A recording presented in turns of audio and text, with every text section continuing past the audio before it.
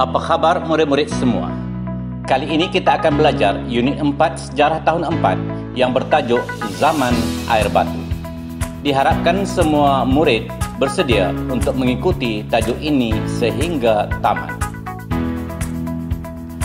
Sebelum itu, kita lihat dulu standard pembelajaran untuk tajuk ini. Maksud zaman air batu, menyenaraikan garis masa zaman air batu, menerangkan perubahan zaman air batu akhir dan menghuraikan kesan perubahan zaman air batu. Objektif pembelajaran.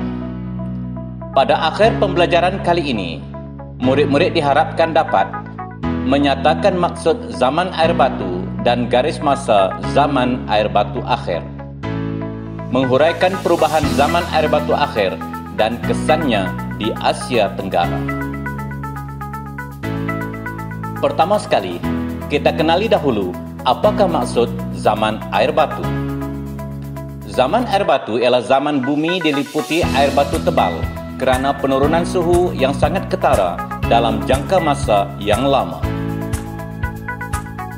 Sepanjang usia bumi, zaman air batu telah berlaku sebanyak 5 kali dan terbahagi kepada 4 epok. 4 epok itu ialah Miosen, 23 juta hingga 5 juta tahun dahulu. Pliocene, 5,3 juta hingga 2,6 juta tahun dahulu. Pleistocene, 2,5 juta hingga 10.000 tahun dahulu. Dan Holocene, 10.000 tahun dahulu hingga masa kini. 2 epok zaman air batu akhir. Kita mulakan dengan epok Pleistocene. Pada zaman ini, suhu bumi rendah dan banyak kawasan dilitupi air batu. Manusia sudah mula mengetahui cara membuat api. Tanah dataran menjadi lebih luas. Epok Holocene. Pada ketika ini, suhu bumi mula meningkat. Air batu mula mencair akibat suhu yang semakin panas. Cairan air batu mengakibatkan paras air laut semakin meningkat. Berikut kita lihat pula garis masa zaman air batu akhir. Garis masa zaman air batu akhir berlaku pada kala kuatana pada epok Pleistocene dan epok Holocene. Kita tinjau pula haiwan-haiwan yang hidup pada epok Pleistocene. Salah satu haiwan yang hidup pada zaman ini ialah harimau bertaring lengkung. Harimau bertaring lengkung merupakan sebahagian daripada keluarga kucing prasejarah yang dikenali sebagai Smilodon fatalis. Harimau ini mempunyai taring lengkung sepanjang 12 inci. Namun begitu, harimau bertaring lengkung mula pupus sejak 10.000 tahun lalu akibat kombinasi perubahan iklim. Haiwan kedua ialah gajah mamut. Spesies gajah ini mempunyai gading panjang dan lengkuk serta mempunyai bulu yang panjang. Gajah mamut ini mulai pupus kira-kira 4.500 tahun dahulu. Haiwan seterusnya yang hidup pada zaman epok Pleistocene dan kekal generasinya hingga ke hari ini ialah sloth. Sloth ialah spesies mamalia yang bersaiz sederhana. Sloth tanah gergasi pada ketika itu hidup di atas tanah dan bukannya di atas pokok-pokok seperti sloth pada hari ini.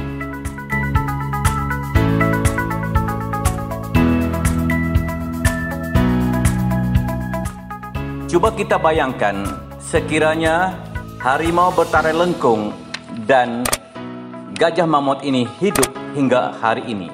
Bagaimanakah mereka akan hidup dalam habitat manusia? Sama-sama kita fikirkan. Selanjutnya kita bincangkan pula perubahan zaman air batu akhir. Pada zaman air batu akhir telah berlaku perubahan suhu. Suhu dunia meningkat dan berlaku kecairan air batu.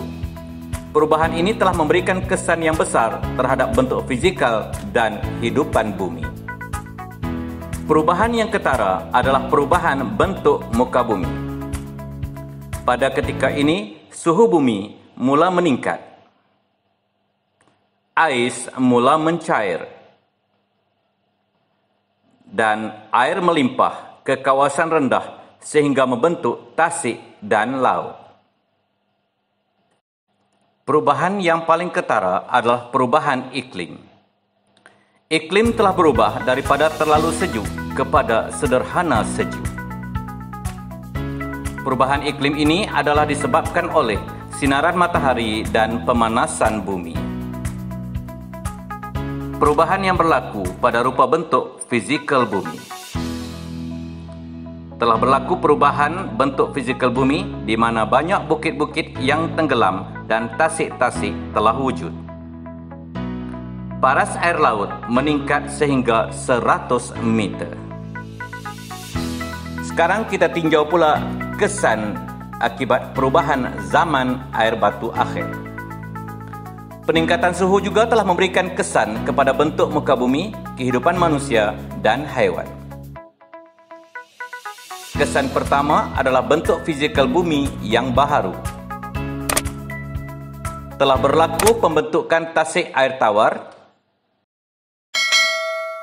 dan aliran air sungai juga turut berubah.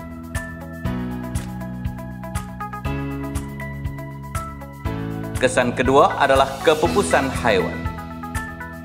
Kepupusan berlaku akibat perubahan suhu. Haiwan seperti harimau bertaring lengkung dan mamut telah pupus. Kesan ketiga adalah tentang petempatan manusia. Manusia mula bergerak keluar ke kawasan yang lebih panas. Manusia mula mengembara untuk mencari tempat untuk membina petempatan baharu. Pada akhir tajuk ini, kita boleh berbincang usaha-usaha mengekalkan kelestarian alam sekitar dan mengelakkannya daripada tercemar. Anda boleh berbincang dengan rakan-rakan dan membentangkannya di hadapan kelas. Akhir sekali, kita tinjau pula kesan perubahan zaman air batu akhir di Asia Tenggara.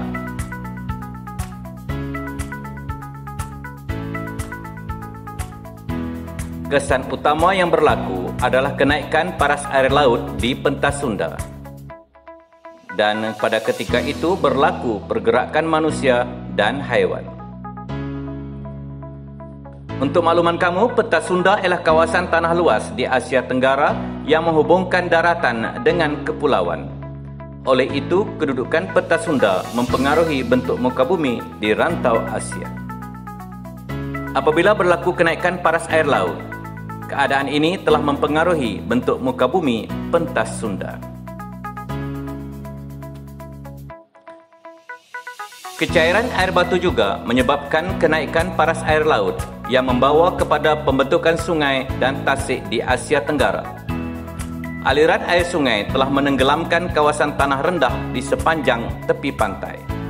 Kecairan air batu juga telah memberi kesan kepada kewujudan petempatan baharu di Asia Tenggara. Sebagai peringatan, perubahan dan kesan yang berlaku pada zaman air batu akhir di Asia Tenggara menyadarkan masyarakat akan kepentingan memelihara bumi dan menyayangi alam sekitar. Cikgu harap kamu dapat memahami dan mengetahui tentang zaman air batu. Sampai kita jumpa lagi.